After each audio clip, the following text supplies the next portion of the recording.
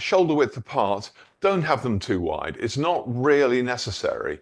And the feet are parallel, although there are some schools of thought that will do this with the toes actually turned inwards. It just works slightly different bits of you, on some which have the feet turned outwards, sort of like, like that. Okay, but we're going to do it parallel. You can play with other ones when you're practicing, if you do, whilst watching some TV program. Grounding, position 1. Okay, so this position, you don't have to do anything other than stand upright. So feel your feet on the floor. Ball in front of big toe, ball in front of little toe, heel. Okay, relax your knees. They're not bent forwards, but they're not locked backwards. Drop your bum into your feet.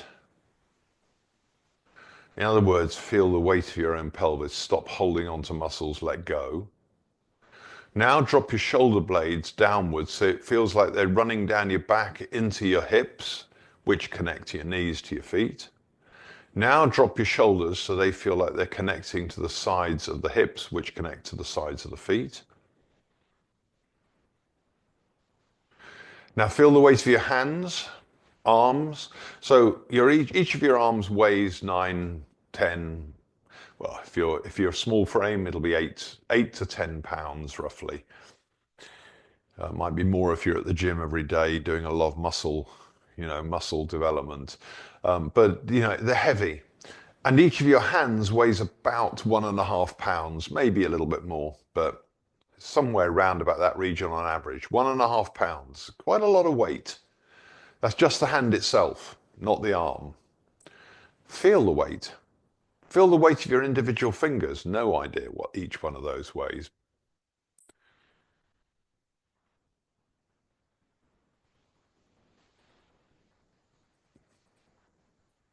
So everything's dropping at the moment, but we need to release the neck.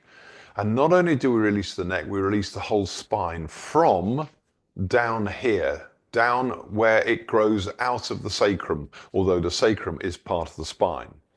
So what we do is we have to feel like the shoulders are just falling down, possibly even like an avocado stone when you grow an avocado, falling outwards, as if the two halves of the stone have split and are falling down, and out comes the shoot. Now, you can't make your spine longer. You can only relax. So the best thing you can do here is to just let this all settle, body, and try and release the spine. So you have these muscles on either side of the spine, which are not the ones we're necessarily totally, because they're called the erector spinae muscles. They are a thick band of muscle either side of your spine, which basically support the spine. If they're tense, they crunch the spine. So they've crunched the vertebrae together. And what we really want to do is relax the vertebrae, or relax those erector spinae muscles down that thick band either side so that this happens. That's just 2 vertebrae doing that, and it's never going to do it that much, obviously. So you drop everything, everything falls away, and you release your spine. Think about your kidney area as well, not just at the top, all the way up, and now your neck, back of your neck.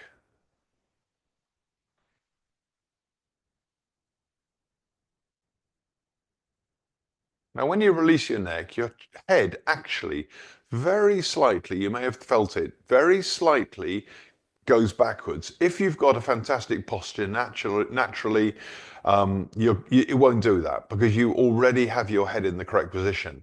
But sometimes when you let go of everything and just release the spine, your head moves very slightly backwards without you pulling it at all. It does it by itself.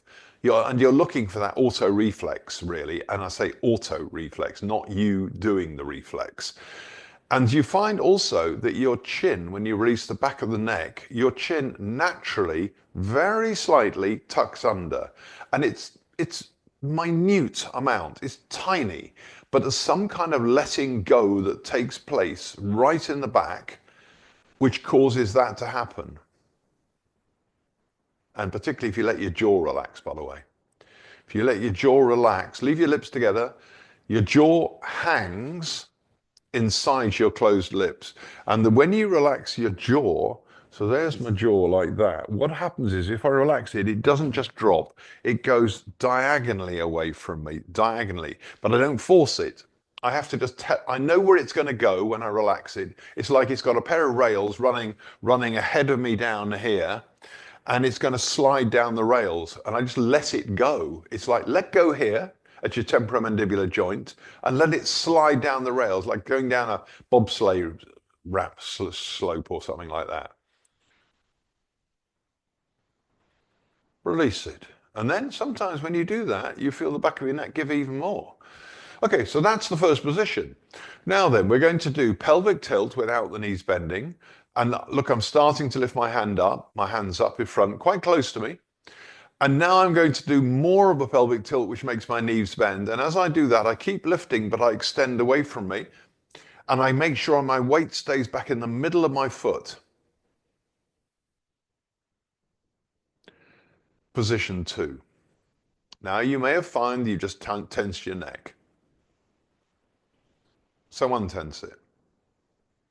Okay, that's really difficult once you got in the position. Sometimes it's more difficult. So let's start again. Let's just let's do the transition from one to the other. The way that you get from position 1 to 2 is absolutely vital that you get it right.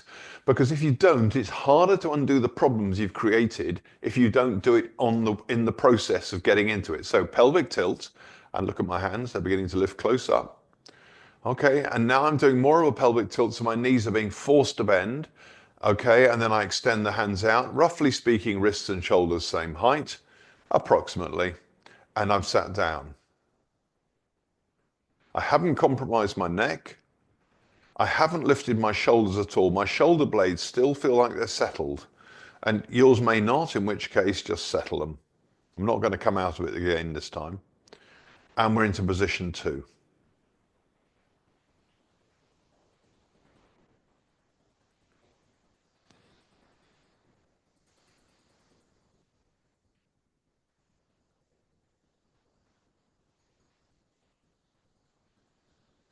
Now I'm going to look at how you get into position 3 from here. So this position, I'm tempted to say it's the most useful. It's certainly the one that one sees most often being used. I'm going to look at how we get into position 3 though, which is much harder on the body. And it's not like we haven't done it, we have. So stay there where you are for a second and I'm going to turn side on to you so you can see I'm going to have to just use one hand. So what I think of is this elbow, well, both elbows, going away and up. So just watch me do it and please don't copy because there's a little bit more to tell you. So I feel like I push the elbows away and I lift up. Okay, now when I do that, what I need to do is, because something's going away this way, I need to have something going away that way. So I feel like I tuck under a little bit more to counterbalance it. So I've got that action happening. So you're here. Okay, let me just get into it. Relax my neck and everything. Okay. So now feel like your elbows are pushing away. Now start to engage your lower back. So you feel like the kidney area is actually expanding slightly away from you. And then you're in here. Now, the hand position, that's all I'm going to look at in this particular bit of it. So your hands it's like you're holding a pair of binoculars here in front of you, but then you're in that position. So it's that kind of height. You can do it higher. You could do it lower. I don't think there's a lot of point in doing it lower personally, but for the moment, at least in this cycle of 5. So I've got this feeling of my elbows pushing slightly towards my screen. My shoulders are sunk, and I feel like this part of my back is kind of balancing out the elbows pushing away. So the two sides, the two back and front of my body are working together. Good, and just lower your hands.